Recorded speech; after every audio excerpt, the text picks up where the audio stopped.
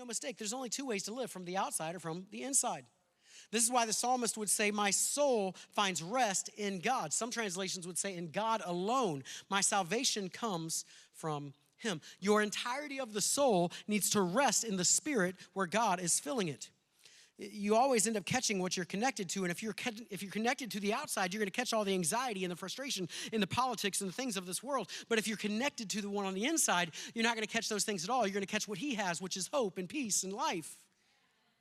Paul says this, Paul's great theological letter that he wrote, Romans chapter 8. Some people would call it the Great Eight. This is probably the most theological chapter in the entire New Testament. And in the Great Eight, verse 5 through 8, he says this: those who live according to the flesh have their mind set on what the flesh desires, right? You see the orb. You got the flesh on the outside. But those who live according to the Spirit have their mind set on what the Spirit desires. You see these two things.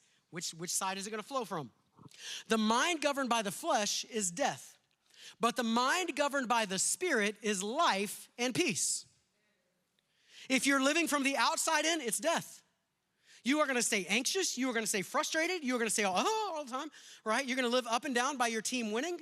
You're going to live up and down by, did I get the promotion or not? Do I have the money or not? You're going to get up and down by those things. But if you are living according to the Spirit, he says you're going to have life and peace. The mind governed by the flesh is hostile to God. It does not submit to God's law, nor can it do so. Those who are in the realm of the flesh cannot please God. The challenge that I'm putting out to you is simply this: are you living from the outside in or the inside out? And if you're not experiencing abundant life, it's not that what Jesus said was a lie or that the Bible's a lie. It's that we are probably living in a culture that has taught us all of our lives that we live from the outside in, which is finite and never fully satisfies. Okay? All right, let's make this all make sense. We have our spirit in the core. We have our mind, that's our thoughts, our emotions, our feelings, our spirit's that big, some people might even refer to it as a heart or will. It's where you make decisions. And then you have a body over here. That's your flesh. It's your physical body.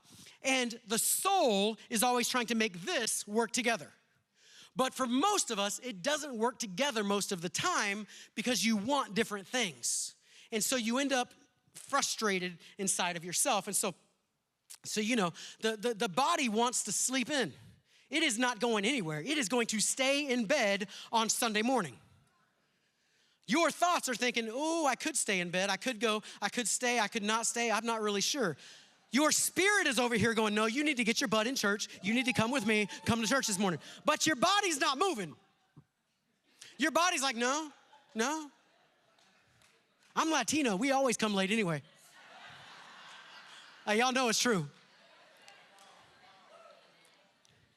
And so you end up with these different needs and desires of the three parts, which makes them sometimes going after different things. And so the body will chase after food and clothing and these kind of things, which, by the way, Jesus said, don't worry about those things. God will provide.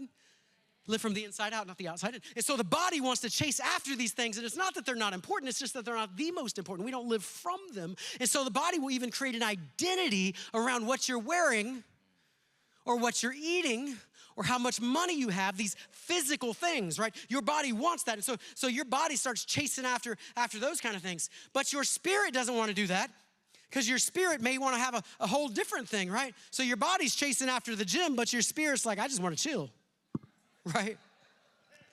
So your mind gets trapped in the middle, oftentimes between what your body wants to do and what your will wants to do, and we end up in a tug of war, and the kingdom of God suffers violence, and the violent take it by force. Because the backflow is going to flow this way, or the overflow is going to flow this way, but it's going to be a matter of which way you're allowing it to flow from. And so we can go up and down, and we can even, like our mind, our feeling, our emotions, our minds can go back and forth and up and down, and we can feel good one moment and bad the next moment. And so we get like you're going this way and that way, and our body, and we're all tangled up, man. We're all messed up. In the worst case scenarios, your mind will get depressed, and your mind will give up. And your spirit's like, no, we got to come out of this depression and try to drag it. And your body's like, no, I'm going to take you to the gym because that's going to work. In the meantime, you're just like, you ain't going nowhere. You're an anchor in your own soul. And all these things start happening within us. And your spirit is always your spirit is part of the infinite part of you. It's one of those rare parts that's always looking to be fulfilled, but yet it's never finding fulfillment. So it's sending its body to do this thing to fulfill, but it's not fulfilling. It's sending its mind to think about this. And so this mind, this feeling and thoughts and all this starts in an entanglement and a frustration and back and forth and irritation with all of it. Are you with me? And so this is why we end up feeling frazzled and like we're falling apart from the inside, because we are in no kind of alignment. God is doing so much here at Arise Church, and we want you to be a part of it.